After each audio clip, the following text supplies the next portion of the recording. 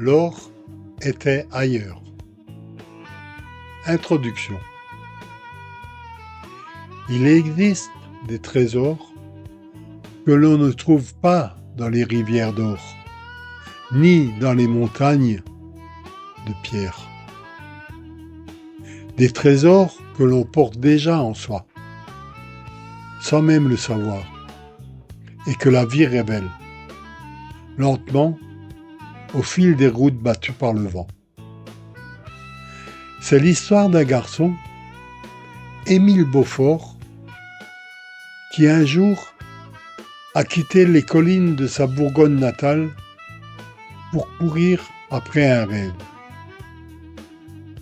De la mer furieuse aux plaines brûlées de l'Ouest, des rues vibrantes de la Nouvelle-Orléans aux vallées silencieuses de la Californie, il a cherché ce qu'il croyait perdu au loin. Et il a découvert que le plus grand des trésors était là, tout près, dans la musique d'un cœur fidèle, dans la lumière douce d'une âme qui n'abandonne jamais ses rêves. Voici l'histoire, voici le voyage de l'or était ailleurs. Ce livre est dédié à ceux qui cherchent sans savoir que leur trésor est déjà en eux, à ceux qui marchent, qui tombent, qui chantent, à ceux dont le cœur porte l'or du rêve intact. Chapitre 1. Les racines. Émile Beaufort était né au creux d'une vigne Bourgogne, quelque part entre deux collines que l'on croyait immuables. Son père, un homme sec et endurci, travaillait la terre comme on combat une mère capricieuse, sans illusion, sans tendresse, mais avec une inébranlable obstination. Émile, lui, était d'une autre étoffe. Dès son plus jeune âge, il semblait glisser entre les sillons du devoir avec la grâce discrète de ceux qui rêvent trop grand pour les champs qui les entourent. Sous les poutres lourdes de la maison paternelle, il découvrit un trésor oublié, une petite bibliothèque poussiéreuse dans le bureau fermé de son père. Personne n'y entrait vraiment. Les livres de géographie et d'histoire y dormaient, inutiles, relégués au rang de souvenirs lointains. Émile, silencieux, s'y glissait. Page après page, il voyageait au-delà des collines familières. Il naviguait sur l'Amazone, traversait les grandes étendues d'Amérique, gravissait les montagnes du bout du monde. À 9 ans, il était tombé éperdument amoureux. Elle s'appelait Louise, avait des yeux clairs et un sourire timide. Mais dans cette famille, à cet âge, l'amour était un mot qu'on n'osait pas prononcer.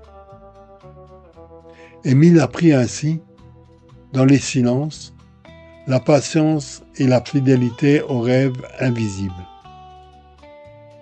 Citation. Avant de courir après les rêves, il faut apprendre à écouter le vent dans les collines. Chapitre 2.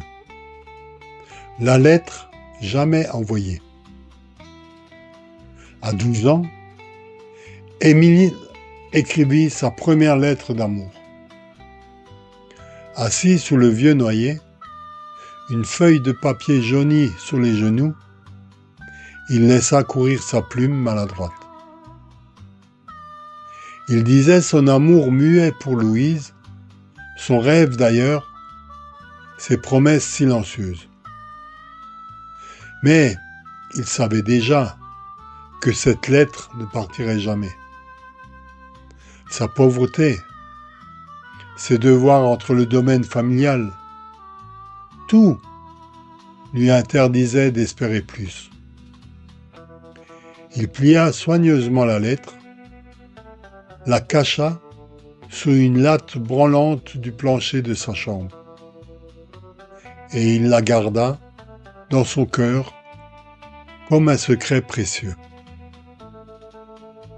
Il comprit, sans l'avouer, que son chemin ne passerait pas par le mariage ni par la vigne. Il serait ailleurs. Citation. Parfois, les mots les plus sincères restent enfermés dans un cœur trop jeune pour les dire. Chapitre 3. L'appel de l'océan. À 16 ans, un marchand ambulant apporta dans la ville une rumeur. Un grand navire allait partir du Havre pour l'Amérique. Émile sentit en lui une secousse irrépressible. L'Amérique. Le mot vibrait comme une cloche au fond de son être. Il tenta de parler à son père, une fois maladroitement. Le vieux vigneron lui répondit d'un geste sec. « On n'a pas besoin de rêveurs, on a besoin de bras. » Alors, Émile prit sa décision. Il partirait en secret. Il marcherait jusqu'au port. Il tenterait d'embarquer comme mousse, sans argent, sans billets, mais avec toute la force de son espoir. Citation. Quand le vent de l'ailleurs souffle dans l'âme, aucun mur ne peut l'arrêter. Chapitre 4. Le long chemin. Il marcha. À cette époque, marcher était naturel, vital. Les anciens soldats de Napoléon racontaient encore leur marche infernale, les pieds en sang, le ventre creux. Émile traversa la France ainsi, dormant sur les haies, mendiant un quignon de pain, travaillant au foin contre un bol de soupe. Un jour, dans une ruelle sale, des hommes le dépouillèrent, des quelques pièces qu'il avait économisées. Mais il ne céda pas au désespoir. Il troqua ses bras pour des repas dans les fermes, dormit dans les granges à foin, blotti entre les ballots et l'odeur tiède des animaux. Chaque matin, il reprenait sa route, plus maigre, plus résolu. Citation. Chaque pas vers l'inconnu est une victoire contre la peur. Chapitre 5. Le port. Enfin, Émile arriva au Havre. Le port grondait de 1000 bruits. Les cris des dockers, le claquement des voiles, les sabots des chevaux sur les pavés. Il trouva refuge près des tavernes, invisible parmi les marins. Chaque soir, il guettait les mouvements des navires. Un recruteur, le remarquant plusieurs fois, s'approcha enfin. « T'es pas d'ici, gamin. Tu cherches à t'embarquer, hein? Sois là demain matin. Peut-être qu'on te trouvera une place à bord. » Cette nuit-là, blotti sous un escalier humide, Émile ne trouva pas le sommeil. Son cœur battait au rythme du vent qui venait de la mer. Demain, il jouerait sa chance. Citation. Le vent portait l'odeur de l'océan et des rêves que je n'osais plus dire à haute voix. Chapitre 6. L'envol. À l'aube, Émile retrouva le recruteur au pied d'une ancre rouillée. Sans un mot, il le mena sur le pont d'un grand trois-mâts. Le bois grinçait sous les pas. Les cordages sifflaient au vent. Au centre du pont, le capitaine, un colosse au regard d'acier, les attendait. Il tourna autour d'Émile comme un vautour. « T'es pas bien grand, pas bien gros non plus. Tu sais naviguer ?»« Non, capitaine, mais j'apprendrai vite. Je peux travailler dur. » Le capitaine ricana. « Mousse alors. Tu travailles, tu fermes ta bouche, et si tu fais une erreur, tu sautes à l'eau. Compris ?» Émile hocha la tête. Il était engagé. Son rêve venait de prendre le large. Citation. Ce matin-là, la peur marchait avec moi, mais elle ne fut pas assez forte pour m'arrêter. Chapitre 7. Le grand départ. La cloche sonna. Les voiles claquèrent. Le trois-mâts s'arracha au quai du Havre, dans un frisson de chaînes et de cris. Émile resta debout, sans bouger, regardant la terre de France s'éloigner, devenir un simple trait brumeux à l'horizon. Il pensa à son père, à Louise, aux collines de Bourgogne. Il grava leurs souvenirs dans sa mémoire. Puis, il tourna son regard vers l'ouest, vers l'Amérique, vers sa nouvelle vie. Citation. Certains adieux ne se font pas avec des mots. Ils se gravent au fond du cœur, comme une cicatrice secrète. Chapitre 8. Frères de mer. Les premiers jours furent un enfer. Mal de mer, corvée, cris. Émile manqua plusieurs fois de tomber des haubans. Mais il découvrit aussi la fraternité des marins. Baptiste le Breton lui montra comment nouer les cordages. L'albatros, un vieux borgne, lui enseigna à grimper comme un chat dans les voiles. La mer forgeait les hommes. Et Émile, peu à peu, devint l'un d'eux. Citation. La mer m'a appris que l'on ne voyage jamais seul, même quand on croit être seul. Chapitre 9. Le Nouveau Monde.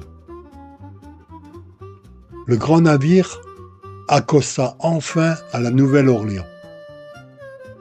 La chaleur, la poussière, les tambours, les langues étrangères, tout dans cette ville semblait danser.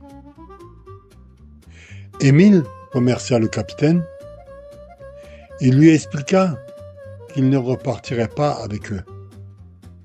Ici, il voulait tenter sa chance. Le capitaine, derrière son masque rude, posa une main ferme sur son épaule.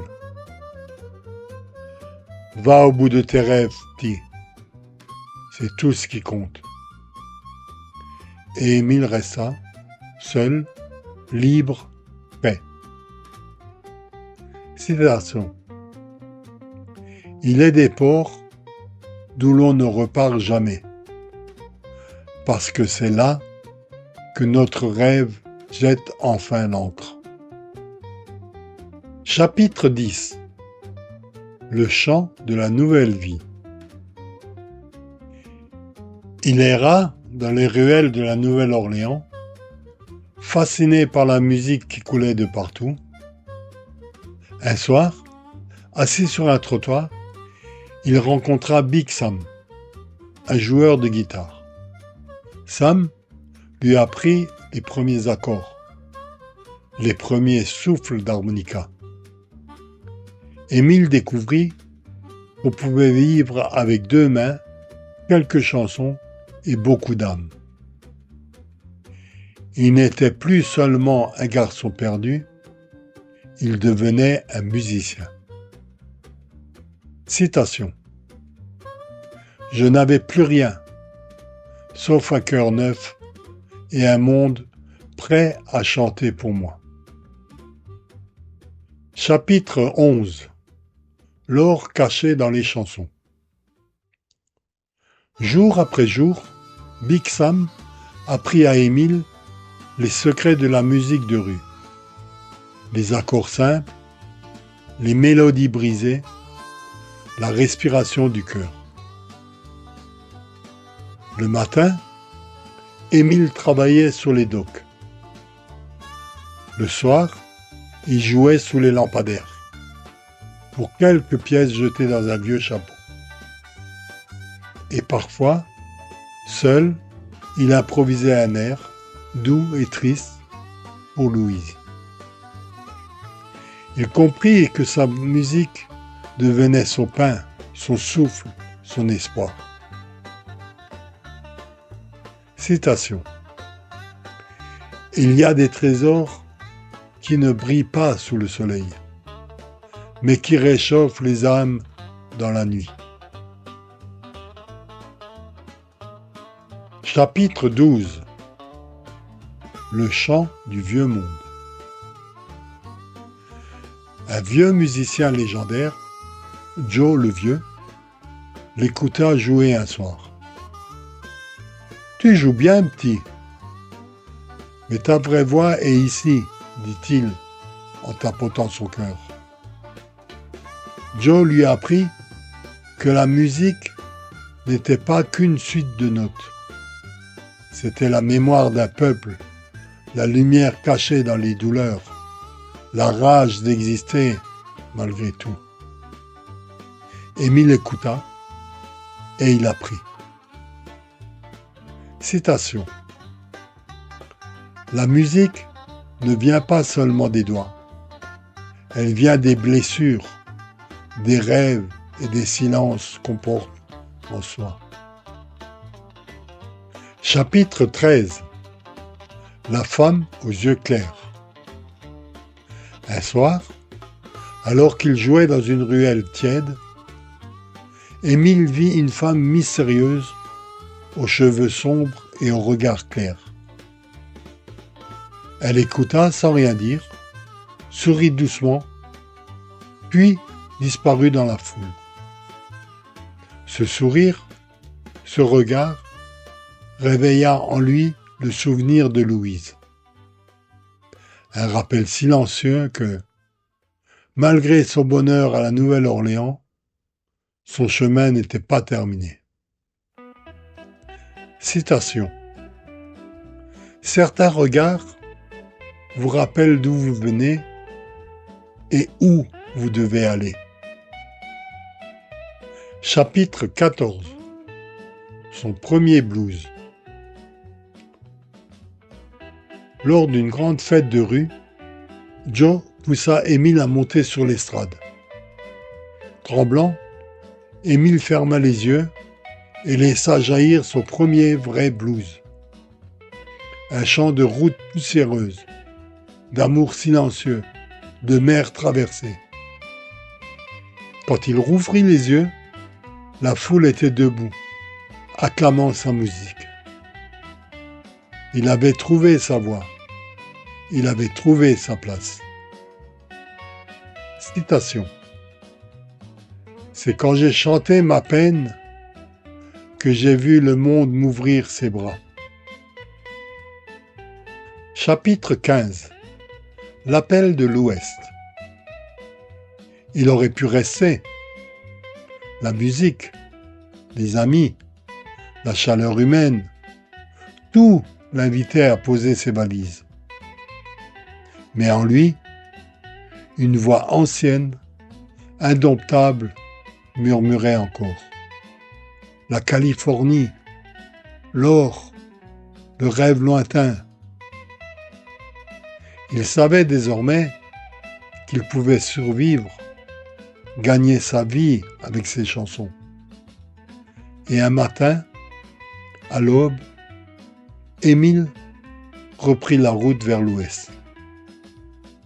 Citation. Le bonheur peut être une escale, mais certains cœurs sont faits pour repartir.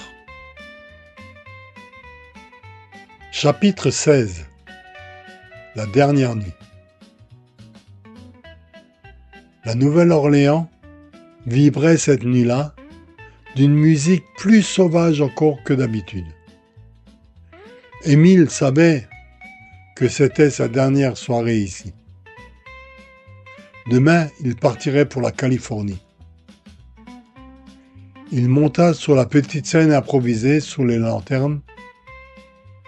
Il joua, il chanta sans retenue, laissant couler en lui tout ce qu'il avait vécu. La Bourgogne, le navire, la route, l'amour, la solitude. Son blues monta brut et pur. La foule resta figée, puis éclata en tonnerre d'applaudissements. Big Sam, ému, lui souffla. « Va chercher ton étoile, petit. » Cette nuit-là, Émile comprit qu'il était prêt. Citation. Parfois, il faut jouer jusqu'à ce que tout en nous lâche, pour enfin quelque chose de nouveau puisse naître. Chapitre 17. Vers l'ouest sauvage. Émile se mit en route. À pied d'abord, puis en travaillant comme cow-boy sur des fermes du Texas, du Nouveau-Mexique. Il apprit à monter les chevaux, à garder les troupeaux, à survivre dans les plaines brûlées par le soleil. Un jour, un vieux fermier, admirant sa ténacité, lui offrit son premier cheval. Grâce à lui, Émile pouvait désormais avaler les grandes distances vers la Californie. Citation. On ne conquiert pas l'Ouest avec des armes. On le conquiert avec la patience, la poussière et un cœur qui refuse d'abandonner. Chapitre 18. Le bison fou. Un matin, alors qu'il gardait un troupeau, un bison fou surgit, solitaire, furieux. Émile et un autre cow-boy, Walt, se lancèrent à sa poursuite à bride abattue. Dans un nuage de poussière, Émile, d'un geste audacieux, lança son lasso et agrippa la bête, tandis que Walt la bloquait par le flanc. Ils la maîtrisèrent ensemble. Essoufflé, couvert de poussière, Émile éclata de rire. Il n'était plus un garçon. Il était devenu un homme des grandes plaines. Citation. Il y a des moments où la vie te charge sans prévenir. Il faut tenir bon. le regard fixe, droit devant. Chapitre 19. Là où tombent les hommes. Un soir, dans un village perdu, Émile assista à son premier duel à mort. Deux hommes ivres sortirent du salon, s'affrontèrent, dégainèrent au signal. Coup de feu, un corps tomba, la vie bascula en silence. Émile, bouleversé, ne dormit pas cette nuit-là. Il comprit que l'Ouest n'était pas seulement le pays des grands espaces, mais aussi celui où la vie tenait à un souffle. Citation. Il est des scènes qu'aucune musique ne pourra jamais apaiser. Chapitre 20. L'or était ailleurs. Enfin, Émile atteignit la Californie. Il rejoignit les campements des chercheurs d'or. Il creusa, tamisa, fouilla la terre pendant des semaines. Il vit des hommes se ruiner, se battre, se perdre pour une pépite. Un soir, au bord d'un ruisseau asséché, Émile laissa tomber sa pelle. Il comprit que l'or qu'il cherchait n'était pas dans la terre. Son or, c'était les collines de son enfance, les chansons murmurées au vent, la fraternité rude, la musique partagée sous les lampions. Il sortit son vieil harmonica, souffla un air lent et doux. Sous le ciel étoilé de Californie, Émile sourit. Il était riche, riche de tout ce qu'il avait vécu, riche de tout ce qu'il était devenu. Citation. Certains cherchent toute leur vie ce qu'ils portent depuis toujours dans leur cœur. Remerciements à tous ceux qui croisent nos chemins, parfois pour un instant, parfois pour une vie entière. À ceux qui tendent une main dans l'ombre, qui partagent un pain, un sourire, une chanson. À ceux qui tombent et se relèvent. À ceux qui osent encore rêver quand tout paraît perdu. À la poussière des routes, au vent qui pousse les voiles, à la musique qui éclaire les nuits. À Louise, à Big Sam, à Joe, le vieux, au capitaine du trois-mâts, aux chevaux et aux bisons fous. Et à ce jeune garçon, venu d'un village de vignes, qui a compris un jour que le véritable trésor était en lui. Merci.